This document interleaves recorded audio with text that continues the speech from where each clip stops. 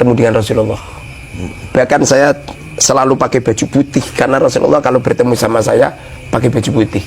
Kalau dengan saya kok pakai baju Jawa ya Rasulullah. Nah ya, jadi apa itu menyesuaikan yang didatangi. menyesuaikan mungkin, menyesuaikan. Jadi apa itu saya kalau ketemu sama Rasulullah nggak pernah dalam mimpi, ya kodutan semua. Saya kalau ketemu sama Rasulullah nggak pernah dalam mimpi, ya kodutan semua. Saya kalau ketemu sama Rasulullah nggak pernah dalam mimpi, ya kodutan semua. Seumpama apa yang kami katakan ini dan yang kami istiadatkan ini salah, aku yakin Rasulullah mengingatkan kami. Saya itu curiga panjenengan bikin kitab Arba'in itu juga dibisiki Rasulullah. Saya itu curiga panjenengan bikin kitab Arba'in itu juga dibisiki Rasulullah. Saya itu curiga panjenengan bikin kitab Arba'in itu juga dibisiki Rasulullah. Ini kalau yang bicara dari kalangan habaib, pasti langsung dibilang hurafat, dibilang halu lah, divonis dusta lah. Tapi kalau untuk dirinya sendiri atau untuk kelompoknya sendiri, maka gak tanggung-tanggung, langsung dianggap menjadi wali yang tingkat tinggi. Saya mau disclaimer dulu ya, bahwa para nabi hidup di alam kubur mereka, di dalam kubur mereka, itu dalam kehidupan barzah yang tentu berbeda dengan kehidupan di dunia. Nah, melihat Rasulullah SAW dalam keadaan sadar atau yaqozotan, bukan mimpi, merupakan perkara yang secara akal dan secara syariat itu dimungkinkan. Karena hal ini termasuk dalam perkara yang tidak mustahil bagi kekuasaan Allah Subhanahu wa taala. Dan pandangan ini merupakan pandangan madhab Ahlus Sunnah wal Jamaah. Ada juga dalil-dalil sahih yang menunjukkan mengenai kemungkinan terjadinya hal ini, yakni kemungkinan bertemu dengan Rasulullah di dalam keadaan sadar.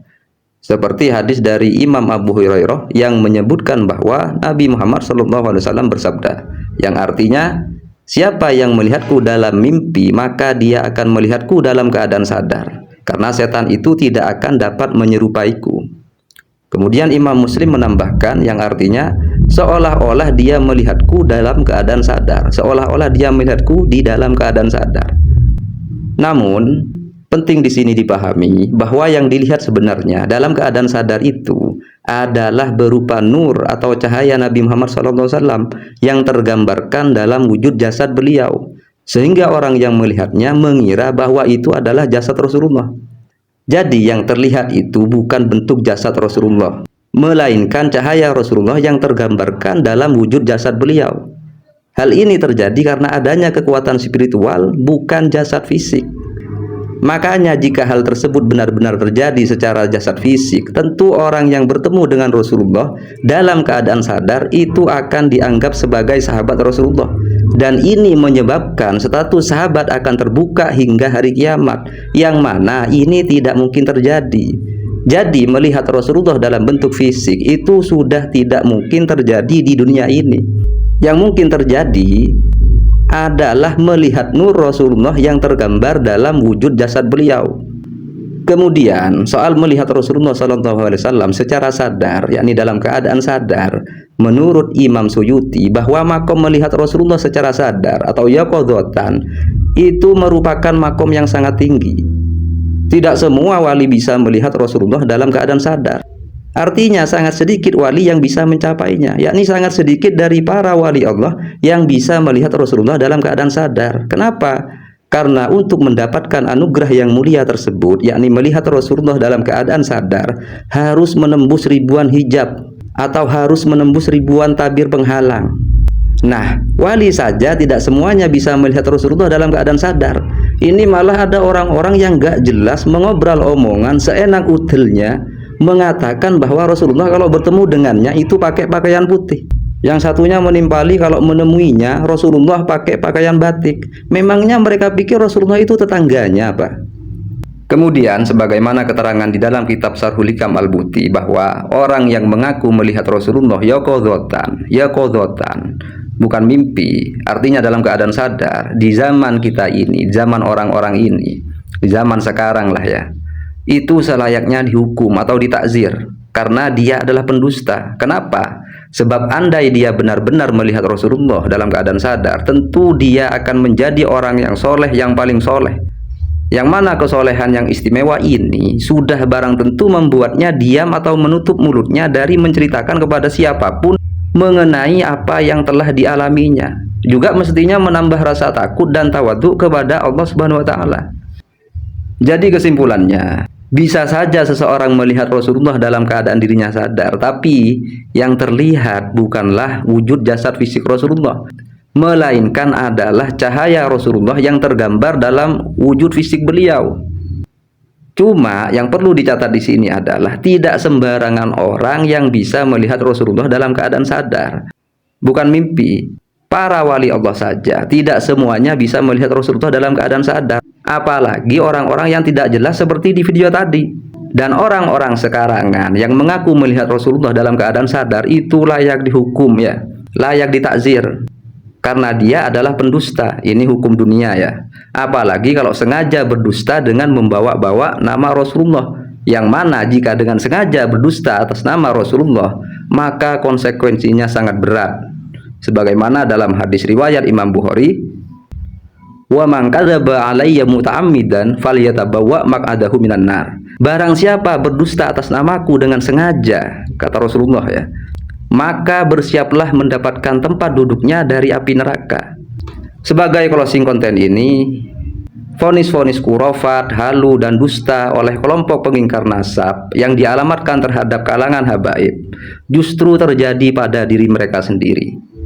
Tapi sepertinya bagi pendukung fanatik pengingkar nasab, hal-hal khurafat dan kedustaan yang dilakukan oleh tokoh-tokoh mereka tetap akan dikatakan kebenaran dan ilmiah. Jadi seolah-olah apapun yang aneh-aneh dari kalangan habaib, kalau keluar dari kalangan habaib, semuanya dicap sebagai khurafat dan kebohongan. Sebaliknya, apapun yang aneh-aneh kalau keluar dari tokoh-tokoh pengingkar nasab, maka dianggap ilmiah dan dianggap kebenaran oleh pendukung buta dari mereka. Jadi itu, semoga ini bermanfaat. Assalamualaikum warahmatullahi wabarakatuh.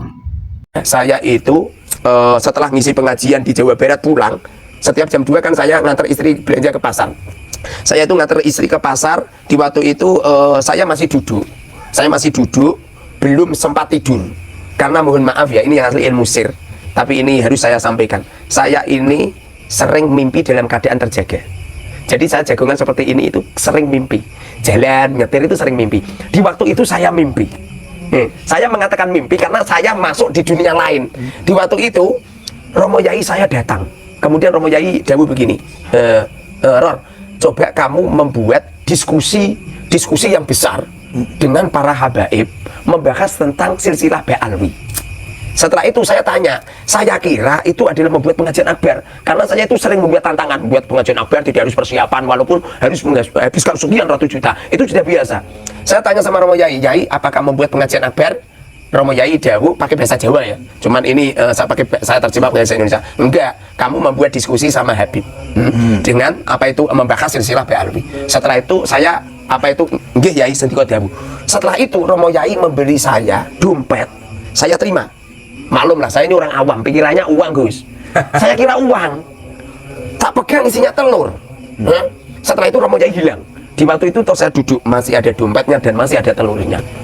Setelah itu langsung seketika, saat itu juga saya tulis di media sosial, di Facebook. Kalau saya mimpi, kata-kata saya mimpi karena masuk di alam lain. Makanya kata-kata saya mimpi ketemu dan sebagainya. Walaupun dari pihak pondok saya mengecam semua. Bahkan saya didatangi Kiai 2 dari pondok saya untuk mengklarifikasi mimpi itu, karena pondok saya masih muhibin. Kemudian saya bilang, Pak Yai, di waktu itu yang datang itu namanya Kiai Haji Jamaluddin. Kiai, mohon maaf, saya umurnya udah 40 lebih, panjang juga 40. Saya ini mimpi, mosok saya harus bersumpah. Ciri-ciri orang bohong itu ya, wallahi, sumpah gitu. Ini itu yang paham mimpi itu saya, jadi yang berhak untuk ngomong itu mimpi dan tidak saya. Lagi pula, saya ini udah boyong dari pondok, saya berhak untuk berbicara menurut saya. Lagi pula, Romo Yai Kiai Haji Abdul Wahid Judi itu juga Romo Yai saya, tidak cuma Romo Yai ini panjenengan saja. Sehingga panjenengan nyuruh saya untuk mengklarifikasi.